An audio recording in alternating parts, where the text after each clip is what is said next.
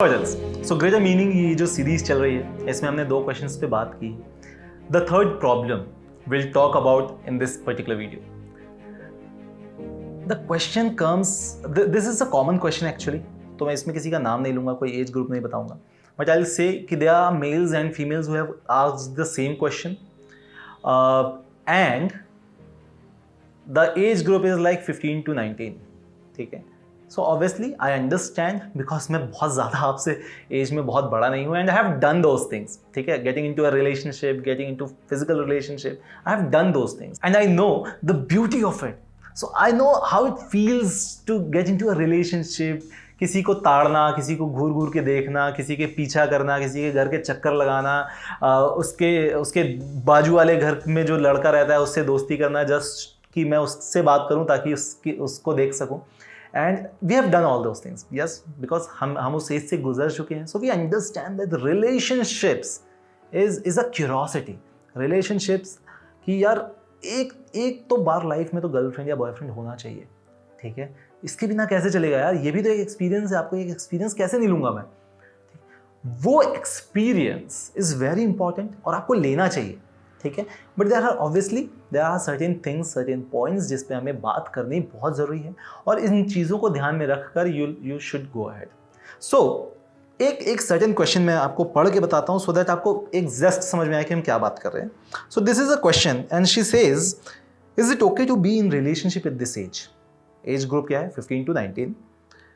I am in class 11th and I balance my studies well. I don't let my relationship affect my studies even 1%. But then also, is it okay?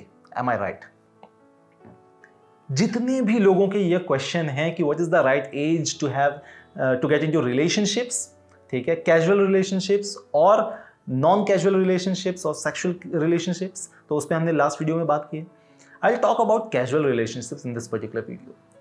Being a student, is it fine to get involved in a relationship? Is it fine to have a boyfriend or a girlfriend?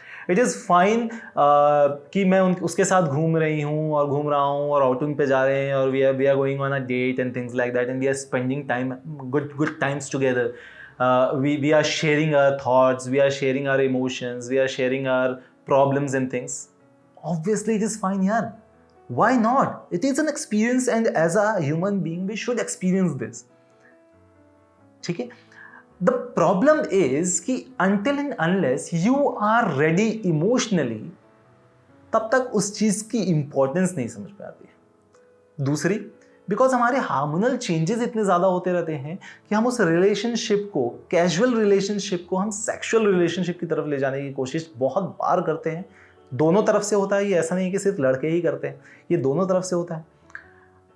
और if let's say the relationship is not opposite gender but of same gender as well, ठीक है, question ये नहीं होना चाहिए कि is it right और is it wrong.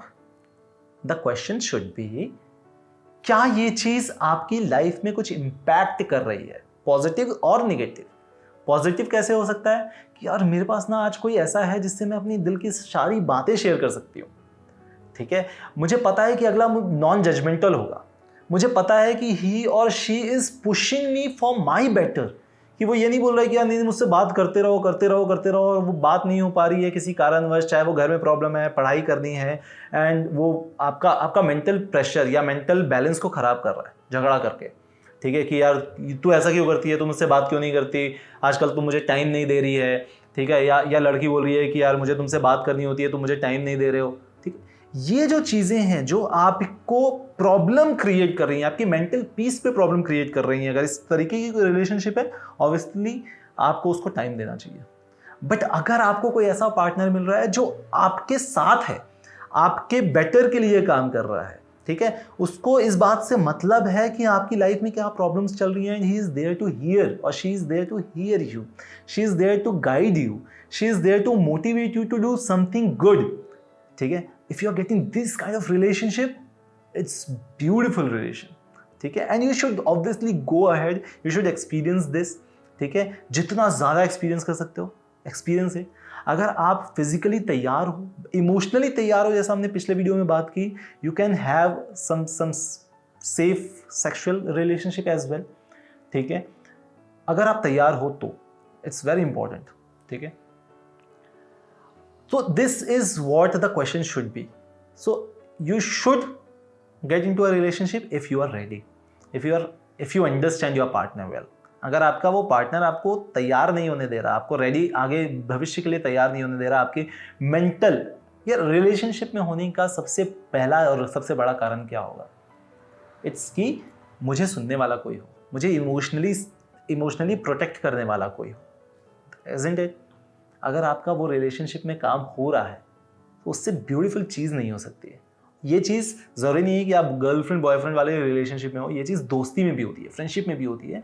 And if you have that kind of friendship, तब आपको रिलेशनशिप की ज़रूरत नहीं पड़ेगी, ठीक है। सो आइदर फ्रेंडशिप और relationship, you will have to decide. This is what we do in greater meanings, and I am sure कि आपके ऐसे बहुत सारे आपके भी क्वेश्चंस होंगे, and I am looking for those questions. In the description box there is a form जिस पे आप मुझे कमेंट करके बता सकते हो कि आपकी क्या प्रॉब्लम्स हैं, आपको क्या क्वेश्चंस हैं, and I will try to answer those questions. तब तक के लिए बाय बाय।